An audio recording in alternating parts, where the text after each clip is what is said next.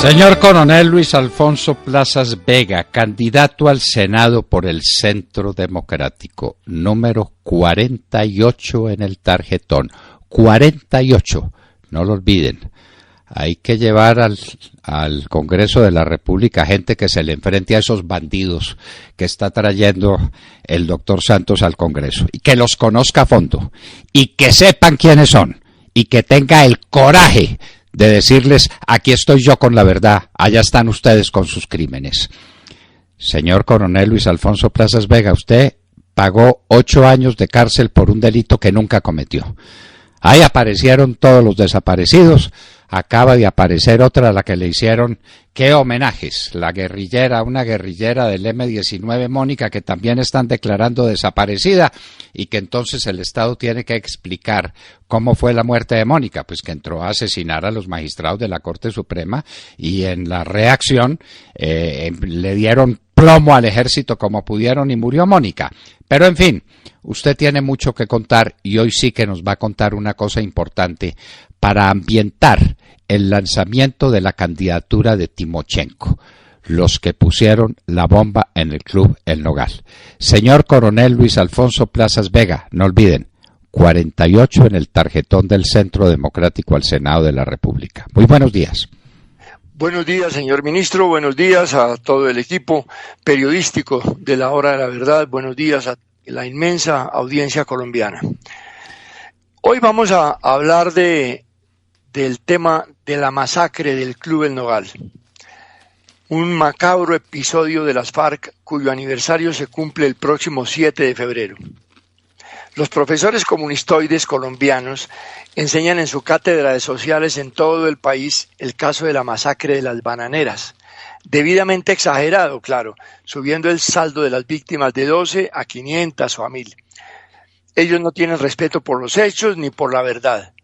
Pero fijémonos, ellos no mencionan, estos profesores, ni una palabra de la masacre de Bojayá, ni de la de Mitú, ni mucho menos de la que hoy nos ocupará, que es la masacre del Club El Nogal. Todas estas cometidas por parte de las FARC y las muchas que faltan por relacionar, miles en estos 54 años de desangre nacional por parte de los contertulios y protegidos del actual gobierno. Corría el año 2003. El presidente Álvaro Uribe Vélez había llegado al poder el 7 de agosto del 2002. Por tanto, ese 7 de febrero se cumplía exactamente medio año de su posesión, y las FARC querían celebrarlo a su manera. El presidente Uribe, con el concurso de su ministro del Interior y Justicia, Fernando Londoño Hoyos, había acabado con las famosas pescas milagrosas o asaltos criminales a centenares de vehículos en las carreteras del país, con asesinatos incorporados para el que chistara una palabra en su contra. También había logrado el regreso de centenares de alcaldes de las capitales departamentales, donde estaban en un exilio, hacia las sedes de sus municipios de donde habían sido expulsados por las FARC. El gobierno Uribe había creado decenas de puestos militares en municipios alejados con el nombre de soldados de mi pueblo, que tampoco dejaban llegar allí a las FARC. Había creado la Fuerza de Tarea Omega del Ejército Nacional, cuyos soldados habían emprendido muchas operaciones contra los fascinerosos terroristas y narcotraficantes de las FARC, y los habían relegado a la más inhóspita selva. Esas operaciones militares que el actual gobierno y sus jueces corruptos llaman ahora falsos positivos. Había emprendido el gobierno Uribe la lucha frontal contra los narcotraficantes, quitándoles lo que más les duele, que son sus inmensas fortunas adquiridas con el dinero del narcotráfico, y lo había hecho a través de la ley de extinción de dominio de autoría suya, doctor Fernando Londoño.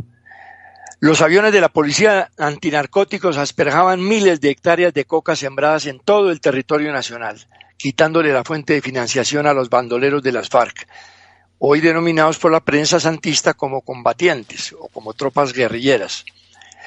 Las extradiciones de narcotraficantes avanzaban. La Fiscalía de Luis Camilo Osorio demostraba que sí hay juristas probos y valientes. En fin, las FARC del monte y las del cuello blanco en las ciudades iban en derrota. Así que decidieron retaliar mediante lo único que practican exitosamente para ellos, el terror. Y el objetivo que escogieron fue el Club El Nogal. La idea era destruir sus instalaciones cuando más lleno estuviera. Ese club había sido organizado por un grupo de empresarios colombianos de primera línea. Uno de los más importantes, vuelve y aparece usted, doctor Fernando Londoño Hoyos, así que era el momento de cobrarle cuentas por su lucha contra el crimen organizado. El club era concurrido por muchas personas cercanas al gobierno que les estaba acabando sus negocios sucios. Ese 7 de febrero se estimaba que había unas 600 personas en el club. Jóvenes practicando deportes o disfrutando de juegos de salón, niños por todas partes, empresarios en reuniones de trabajo, que son los enemigos del comunismo, ¿no? Y a quienes buscan destruir, señoras tomándose un té, es decir, los más preciados objetivos en lo que ellos y este gobierno de La Habana llaman el conflicto. El atentado terrorista había sido planeado minuciosamente durante algunos meses, tal vez desde la propia campaña presidencial de Álvaro Uribe. Fue concebido por la cúpula criminal de las FARC. Ellos eran Marulanda desde su lecho de enfermo, su yerno de Marulanda, Luis Edgar Devia Silva, más conocido como Raúl Reyes, Jorge Briceño, o Mono Jojoy, Luciano Marín Arango o Iván Márquez, hoy candidato a ser congresista en forma gratuita por este gobierno, y Rodrigo Londoño Echeverry, alias Timochenko, a quien el presidente Santos presentó como candidato presidencial en el Canadá.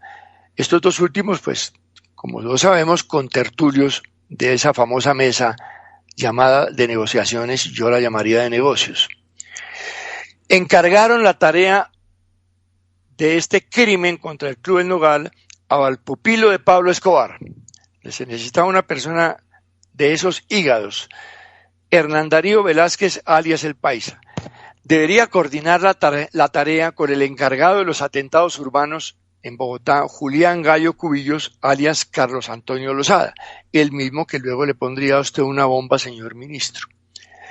El Paisa buscó entre las milicias urbanas un hombre de confianza y lo encontró, el señor Hermínsul Arellán Barajas, y empezó el desarrollo de la criminal tarea. Arellán Barajas consiguió infiltrar a su sobrino John Freddy Arellán como profesor de squash del club. Este empezó a ganarse la confianza de quienes serían sus víctimas, sus jóvenes alumnos, y lo consiguió. La organización criminal le dio los recursos necesarios para estar a la altura de su trabajo, así que compró un Renault Megane de modelo reciente de esa época que costó 38 millones de pesos y lo adquirió con una cédula falsa. Y como había logrado el cariño de sus potenciales víctimas, se hizo socio del club. La acción le costó 40 millones de pesos.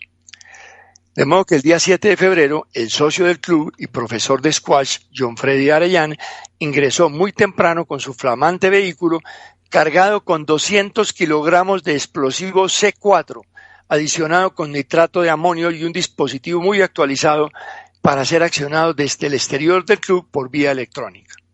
Le acompañaba a John Freddy Arellán otro tío llamado Osvaldo. El poder de los explosivos era suficiente para destruir un edificio de varios pisos, solo comparable con la bomba que el cartel de Medellín le había puesto unos años atrás al edificio del DAS para matar al general Maza Márquez. Recordemos que este general de la policía está preso hace años con el absurdo cuento de haberse aliado con el cartel de Medellín para asesinar a Luis Carlos Galán, es decir, aliarse con quienes le pusieron la bomba con la que le destruyeron el edificio del DAS en la intención de quitarle la vida. Pero volvamos al Nogal. El vehículo de Arellán no fue inspeccionado por los perros antiexplosivos con que contaba la vigilancia del club, porque inexplicablemente ese día no llegaron los perros. Arellán, de 26 años, parqueó el vehículo exactamente al lado de la columna principal del edificio del club, de modo que la explosión derribara el edificio y acabara con todos los que allí se encontraban, y dejó listo el dispositivo para ser activado desde afuera. Pero las FARC no tienen agüero en sus atroces intenciones. Los planeadores del atentado habían contratado para activar el explosivo desde afuera a otro miembro de las FARC, cuyo alias era Tanga, con la instrucción de hacerlo antes de que los Arellán abandonaran las instalaciones del club. En esa forma no quedarían testigos. Y así lo hicieron. Es decir, es increíble cómo planean las cosas y es increíble la falta de conciencia de esta gente. Inclusive con sus propios colegas criminales. A las 8:15 de la noche estalló el poderoso artefacto explosivo y gran parte del edificio del Club El Nogal fue destruido en forma inmisericordia. 36 hombres, mujeres y niños que disfrutaban del club murieron. 198 quedaron heridos con diferentes niveles de gravedad. Las FARC estaban destruyendo a su contraparte en el conflicto. Familias honorables, niños jugando, muchachos haciendo deporte, entre ellos los alumnos de Arellán. Arellán, el asesino que estacionó el carrobomba al lado de la columna principal del club, con su tío acompañante, también murieron en el acto. Era un acto heroico, entre comillas, de las FARC, perpetrado principalmente por alias El Paisa y alias Carlos Antonio Lozada, que sería perdonado en los años recientes a través de los llamados acuerdos de paz, que no son otra cosa que unos acuerdos para proteger al narcotráfico y al terrorismo. Hermínsul Arellán Barajas, el autor material de semejante genocidio, fue dejado en libertad en mayo del 2017. La impunidad a otro de los más terribles crímenes cometidos en Colombia, obra de los congresistas de la Unidad Nacional, es decir, los miembros del Partido Liberal, el Partido de la U, el Partido Verde, Cambio Radical y un sector del Partido Conservador. Hoy este gobierno y esos parlamentarios son moralmente corresponsables de este atroz crimen contra personas indefensas al proteger a los autores del atentado. El Club El Nogal no se vino al piso como lo planearon las FARC. Los ingenieros que construyeron la poderosa columna que soportó la explosión eran diferentes a quienes diseñaron los edificios que se cayeron en Medellín y en Cartagena. Eran verdaderos ingenieros. O sea que en Colombia sí hay algunos ingenieros. La investigación la adelantó la Fiscalía General de la Nación, como ya lo manifestamos, dirigida por Luis Camilo Osorio, y colaboraron unos técnicos del más alto nivel de la ATF de los Estados Unidos, especializados en este tipo de prácticas. Las autoridades incautaron miles de millones de pesos de las cuentas corrientes de la familia Arellán, miembros de las milicias urbanas de las FARC, probablemente consignados por la organización FARC para el pago de sus, entre comillas, servicios. El servicio del crimen, que es lo único que saben hacer estos asesinos. Los daños materiales ocasionados por la bomba fueron tasados en la suma de $2.666 millones. Como suele suceder, las FARC empezaron negando la autoría del atentado, pero cuando las pruebas eran inocultables y la nación indignada, exigiendo a la gente la actuación de la justicia en contra de los masacradores de tanto inocente, resolvieron aceptar su responsabilidad, anotando que habían cometido el crimen porque en ese club, comillas, digo yo, se reunían frecuentemente sectores políticos y empresariales con voceros del paramilitarismo. Esa es la disculpa que dieron las FARC cuando ya no podían ocultar la realización del crimen. Recientemente apareció una señora, una idiota útil, digo yo, cuyo nombre prefiero no recordar, quien se autodenominó representante de las víctimas del Club El Nogal, predicando el perdón judicial para los autores del atentado, invocando, como lo suelen hacer los miembros de las FARC, consideraciones religiosas que no vienen al caso, para decir que los asesinos merecen perdón, y con eso se habría borrón y cuenta nueva. Y claro, ya Julián Cubillos, alias Carlos Antonio Lozada, se apresuró a hacerlo. Pidió perdón. Quizás a la señora no se le ocurra que ahora hay que condecorarlo por haber pedido perdón. A los grupos terroristas y narcotraficantes, ministro, hay que obligarlos a pagar los crímenes cometidos. Esto no se puede dejar así. No necesitamos más congresistas arrodillados ante el crimen organizado dirigido desde La Habana, a cambio de dineros y puestos burocráticos para sus familias. Esta corrupción política debe acabarse. Y repito, quien vende su voto, elige un corrupto. Y ese corrupto va a patrocinar más asesinatos de gente inocente y más saqueos a las arcas del Estado, impidiendo en esa forma el desarrollo nacional. La suerte del país está en manos de la gente de bien en estas elecciones, de la gente que vota a conciencia, del voto de opinión. Lo demás es el patrocinio a este tipo de atrocidades como la que acabamos de tristemente rememorar, el crimen, la masacre del Club El Nogal. Señor coronel, algunas precisiones. Yo participé en el Club El Nogal desde cuando era un hueco en la carrera séptima, como abogado. Fui abogado y después fui a mucho honor presidente de la promotora, de la promotora Club El Nogal, donde había gente tan significativa como Mario Lega, que en paz descanse, qué caballero, qué señor, qué empresario Mario Lega, Fernando Ruiz Llano, los González Ulloa, Jorge Enrique Belisario, qué personas maravillosas, Rafael, y estaban en una empresa que tenía un objetivo: construir el mejor club del mundo, como es el Club El Nogal, porque es un club integrado que tiene una característica: ser un centro cultural. No hay día en el Club El Nogal donde usted no encuentre una actividad cultural de primer orden. Su galería es de las mejores de Bogotá. Su biblioteca, la Biblioteca Salamanca, le hace honor a su nombre. Todos los días hay música de cámara o ballet, siempre hay clases de ajedrez para los niños, siempre encuentra usted un acontecimiento, una conferencia sobre historia, una conferencia sobre filosofía. El Club El Nogal es un gran centro cultural. Y el objetivo de las FARC era asesinar las 640 personas que, según usted nos ha dicho, estaban en el club. Podrían ser muchos más, empezando por los empleados del club, que son lo mejor que tiene el Club El Nogal. Mejor que sus instalaciones y sus comedores y sus mobiliarios, es la gente que trabaja en el Club El Nogal, y las FARC los querían matar a todos, como querían asesinar a todos los niños que había en el club. En el club había una fiesta para niños, para 80 niños que habían salido un cuarto de hora antes de que este salvaje pusiera la bomba. Fallaron los bandidos de las FARC. No mataron 650 o 700 personas, no pudieron matar sino 35.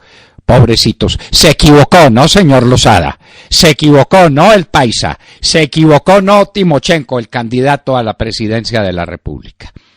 Esta es de las cosas más indignantes que ha pasado en la historia de la humanidad. Uno de los actos más cobardes, porque las FARC son valientes para matar mujeres y niños y gente indefensa. Cuando enfrentan al ejército de Colombia, cuando lo enfrentaron a usted le consta, salen corriendo como ratas a ocultarse en los países vecinos para matar mujeres y niños, y para violar niñas campesinas, y para asesinar campesinos inocentes. Para eso sí son de un valor extraordinario. El Club El Nogal, 7 de febrero del año 2003.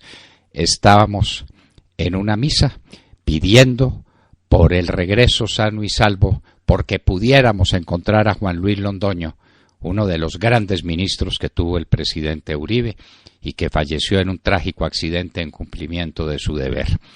El Club El Nogal. Y Arellano, otra precisión, no era profesor de squash en el club. Él era profesor de squash en otros clubes. En el Nogal, al Nogal llegó como socio y desde luego muy pendiente de sus actividades de squash, porque eso era lo que a él le gustaba. Yo, como presidente del club, no acepté a ese señor como socio del club. Yo ya había salido, yo dejé las actividades del club el mismo día en que el presidente Uribe me designó ministro del Interior, meses antes de posesionarse como presidente. Bueno, esta es una de las historias más tristes y más dolorosas del terrorismo en el mundo, del terrorismo que estamos perdonando y negociando en un acuerdo de 312 páginas con estos bandidos, con estos asesinos, que van a lanzar ahora la candidatura del jefe de todos ellos, de Timochenko. Y allá va a estar Lozada, no sé si van a invitar al Paisa y Márquez y toda esta colección de asesinos narcotraficantes. Usted que los combatió tanto, coronel, desde la Dirección Nacional de Estupefacientes. Usted que se jugó la vida por quitarle los bienes y por reducir a la impotencia a estos bandidos, sabe que todos están en la lista Clinton. Y por eso yo he dicho que debían invitar a la DEA al acto que se va a cumplir para que se los lleve a todos extraditados de una vez. Pagarían como los Rodríguez Orejuela, o como Leder, o como Perafán, el amigo de ciertos periodistas que andan por ahí, por el mundo, inventando noticias falsas. Pagarían con años y años de cárcel sus delitos, o como los está pagando Simón Trinidad o Sonia. Señor coronel, muchas gracias por habernos contado esta historia y por recordar quiénes son las FARC y qué han hecho. Y a los colombianos les recuerdo que este hombre que les acaba de contar esta historia, con esa precisión histórica, porque es un gran historiador, ¿no lo sabían? Si ustedes quieren ver un buen libro sobre los presidentes de Colombia, consíganlo si es que se consigue. Yo no sé si se consigue su libro sobre los presidentes de Colombia, Coronel Plazas. Qué gran historiador es usted y qué gran senador va a ser cuando llegue al Senado de la República con el número 48 en el tarjetón del Centro Democrático. Muchas gracias, señor Coronel Plazas Vega. Muchas gracias, señor ministro, muchas gracias al equipo periodístico y un saludo muy afectuoso a toda la audiencia nacional e internacional.